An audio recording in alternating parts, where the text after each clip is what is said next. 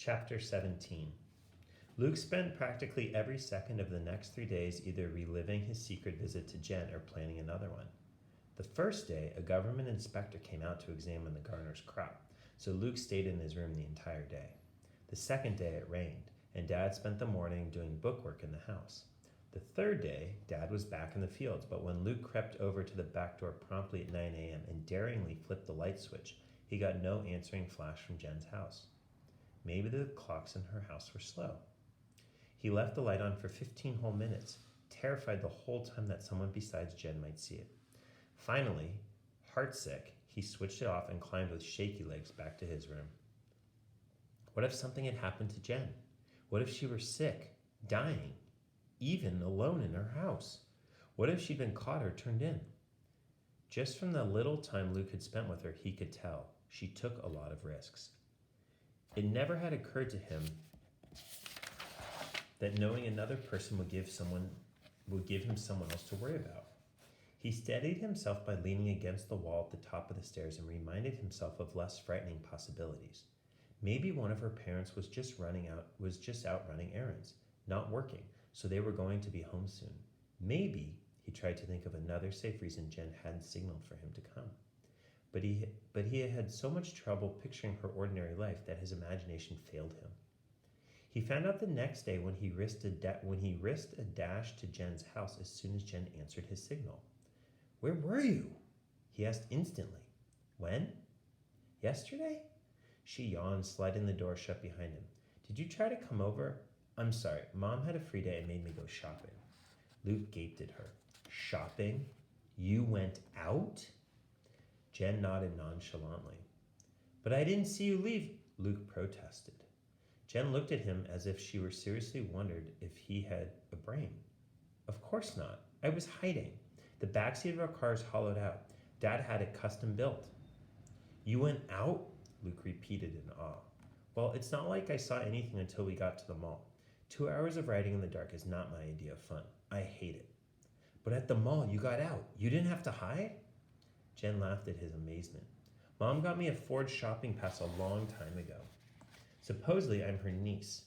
It's good enough to convince store clerks, but if the population police ever found me in a roadside stop, I'd be dead. There you have it. My mother's priorities. Shopping is more important than my life." Luke shook his head and sat down on the couch because his knees were feeling a little shaky.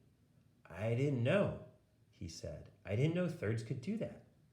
What if Mother and Dad got him a forged pass?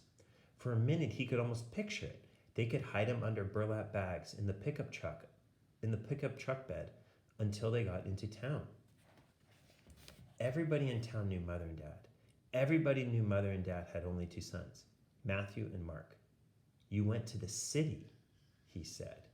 "Well, yeah," said Jen. "You don't see any malls around here, do you?" "What was it like?" Luke almost whispered. "Boring. Really, really boring. Mom wanted to buy me a dress. Who knows why? So we went to one store after another, and I had to try on all these dresses that scratched and pricked and poked me. And then she made me get a bunch of bras. Oh, sorry," she said when Luke blushed a deep red. "I guess you don't talk much about bras at your house." "Matthew and Mark do sometimes, when they're being dirty," Luke said. "Well, bras aren't dirty. They're just torture devices invented by men or mothers or something." "Oh," Luke said, looking down. "But anyway," Jen said, with a bounce that propelled her off the couch, "I checked you out on the computer and you're all right. You don't exist. Not officially, anyway. So you're safe, and..." Hearing Jen say that so flippantly, "You don't exist," made Luke feel funny. "How do you know I'm safe?" he interrupted. "Fingerprints," Jen said. When Luke gave her a blank look, she explained. "My brother Braun went through this phase where he wanted to be a detective. Not that he ever would have been smart enough for it. And I remember he still has a fingerprinting kit. So I dusted for your fingerprints on things you touched, like on our TV. I got a really good print off the wall. Then I scanned that into the computer, linked into the national file of fingerprints, and voila. I discovered your fingerprints don't exist, so neither do you, officially." She made a mocking face for emphasis. Luke wanted to ask, The population police can't find me because of what you did, can they? But he understood so little of what she'd explained that he didn't think it would help to ask anything, and Jen was already on to the next thought. And anyhow, you seem trustworthy, so now that I know you're safe, I can tell you about the rally and show you our secret chat rooms and everything. Jen was already leaving the room, so we had to follow just to hear the rest of the sentence. Want something to eat or drink? She asked, hesitating at the doorway to the grand kitchen. I was so surprised I forgot to be a good hostess last time. What'll it be? Soda? Potato chips? But those are illegal, Luke protested. He remembered reading something about junk food in one of the books in the attic and asking his mother about it. She'd explained that it was something people used to eat all the time until the government shut down the factories that made it. She wouldn't tell him why, but as a special treat, she brought out a bag of potato chips she'd been saving for years and shared them just with him. They were salty, but hard to chew. Luke had pretended to like them only because Mother seemed to want him to. Yeah, well, we're illegal too, so why shouldn't we enjoy ourselves? Jen asked, thrusting a bowl of chips at him. To be polite, Jen took one chip, and then another, and another. These potato chips were good. So he had to hold himself back from grabbing them by the handful. Jen stared at him. Do you go hungry sometimes? She asked in a low voice. No, Luke said in surprise.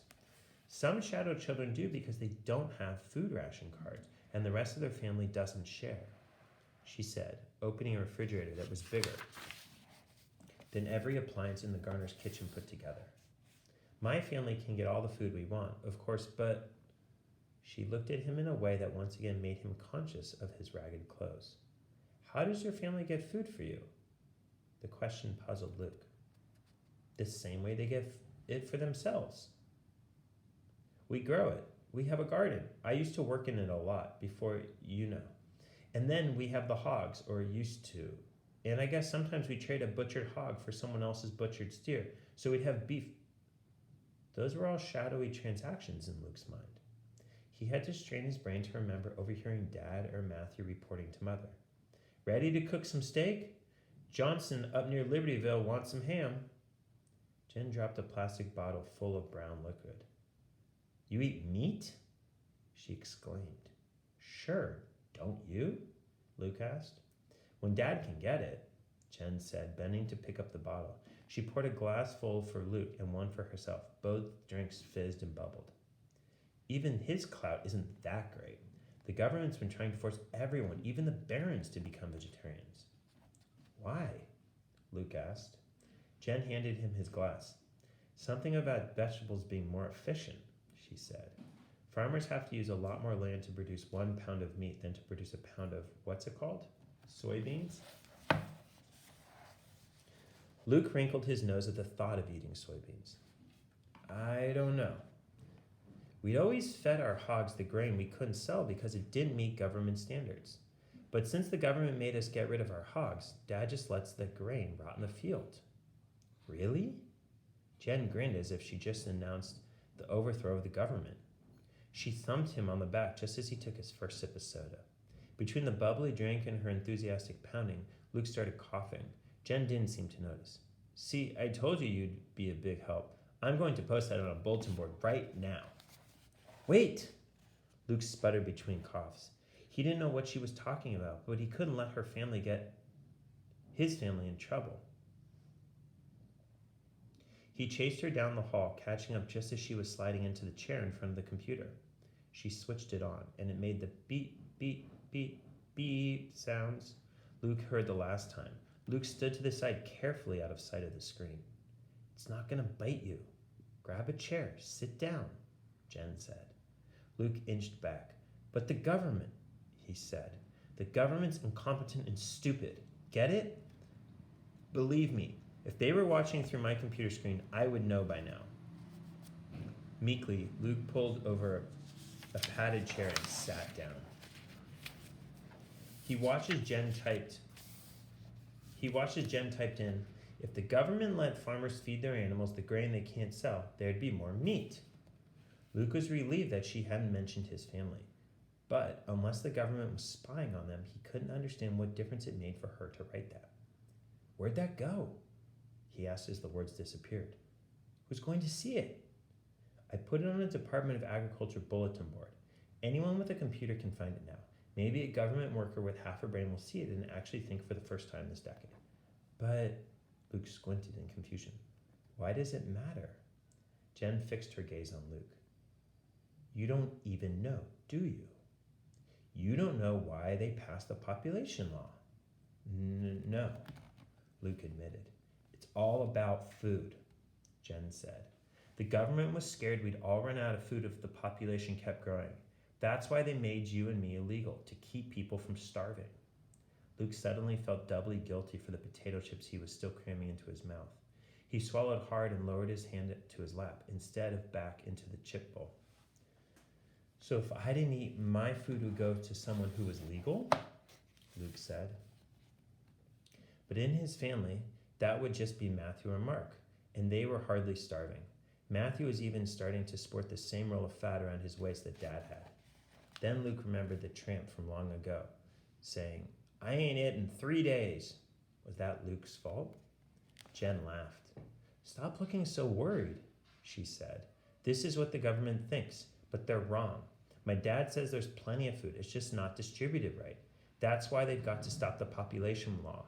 That's why they've got to recognize you and me and all the other shadow kids. That's why we're going to have the rally. As ignorant as he was, Luke could tell from the way she said it that the rally was important. Can you tell me about the rally now? He asked humbly.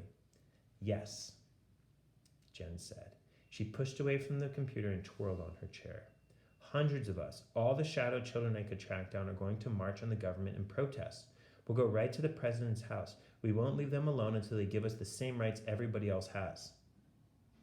Just my luck, Luke thought. I finally meet another third child, and she's absolutely crazy. And, Jen said, as bubbly as the shaken soda, you can come too. Won't it be great? Chapter 18. Luke said. He couldn't look at Jen's triumphant grin. I don't think I... He thought about how terrifying it was just running back and forth between his house and Jen's. Even this morning on his third run through their yards, his heart had pounded so hard he'd wondered if it could burst from fear. And in the yard at least, he was sure, or as sure as he could be, that no one was watching. How could Jen think he would dare to go out in public, where he knew people could see him, people in government, no less, and say, I am a third child. I want to be treated like everyone else. Scared? Jen said softly. Luke could only nod. Jen turned back to the computer. Well, I am too, she said matter-of-factly. She typed something, then looked back at Luke. Some, but don't you think it'll be a relief? No more hiding, no more pretending, just being free? Luke wondered if he'd always misunderstood the meaning of the word relief. Jen's rally sounded like his worst nightmare. You can think about it, she said. You don't have to decide anything today. Now, ready to chat? Luke looked back at the computer screen where rows of words were unfurling. Carlos wrote, It's 105 here and my parents think it's a waste to run the AC during the day. Can you say heartless? Sean wrote, Why don't you just crank it up, then turn it off again right before they get home? That's what Pat and I do. They'll never know. Carlos wrote, Yeah, my parents probably read their electric bill. Yolanda wrote, So what are they going to do? Ground you? Carlos wrote, Good point. I'm searching for the temp control right now. Yolanda wrote, Where's Jen? Sean wrote, You know she never gets up this early. Carlos wrote, Curses, my parents have the temp control locked somehow. Told you they were evil. Where's Jen? I can't wait for her sarcastic comment. Luke read the words Jen was typing. I'm right here. And Sean, I do get up early. I just don't always choose to see you first thing. And Carlos, what's wrong? Is there sweat in your eyes? There's only one R in sarcastic. She hit another key and the words appeared right up with everyone else's. They were followed quickly by another line. Sean wrote, Good morning to you too, Jen. Glad to see you're still among the living. Jen typed quickly, No, just among the hidden, not the same thing at all. Then she sent it too. What is this? Luke asked. Some sort of game? He remembered Jen mentioning a Carlos before and never explaining who he was. Were these some sort of computerized imaginary friends? Carlos, Sean, Yolanda, they're all the other third children. Sean's even got a brother, Pat, who's a fourth child. This is how I talk to them. Luke watched the next line of type appear. Carlos wrote, "Thanks for the sympathy, Jen." "But how?" Luke asked, still doubtful. "Oh, it's the net. If you've got a spare hour or two sometime, I'll give you the technical gobbledygook to explain it all. All I care about is that it works. I'd die without someone to talk to." She was typing even as she talked. Luke craned his head to see what she wrote. "Guess what? The kid I told you about, Luke, is here with me." Quickly, 3 high Lukes appeared on the screen. Luke fought down the panic. "But the government! They'll find me!" Jen playfully slugged his arm. "Chill, okay? Nobody from the government can get in this chat room. We all use a password. Just third children know it. And anyhow, even if someone else read this, what would they know? Just that somewhere in the world there's a kid named Luke? Big deal. But they can trace you through the computer and then they can find me too." Luke's heart was still pounding. "Look, if they could trace people through the computer or through this chat room, wouldn't they have found me a long time ago?" Jen asked. Luke tried to think clearly. "Your parents. You said they bribe people, so you're safe, but mine?" Jen was shaking her head. "No, I'm not safe," she said grimly. "Even my parents couldn't bribe the population police if they found me. Maybe to keep them from looking, but maybe not even that. The population police get some ridiculously big reward for every illegal they find. Why do you think I hide it all? Why do you think we have to have the rally? Everybody ought to be safe, and nobody should have to use bribes just to walk down the street or go to a mall or take a ride in a car." Luke glanced back at the computer screen where the conversation continued. "How did all those people find out the password? How did you?" "Well, I created the room, so I made it up," Jen said. "And I knew a couple other shadow kids, and I got my parents and their parents to get the password to them. And then some of those kids spread the passwords to other kids they knew. Last time I counted, I had contact with 800 kids." Luke shook his head. He didn't think even his parents knew that many people. "So what is this password?" he asked. "Free," Jen said. "It's free."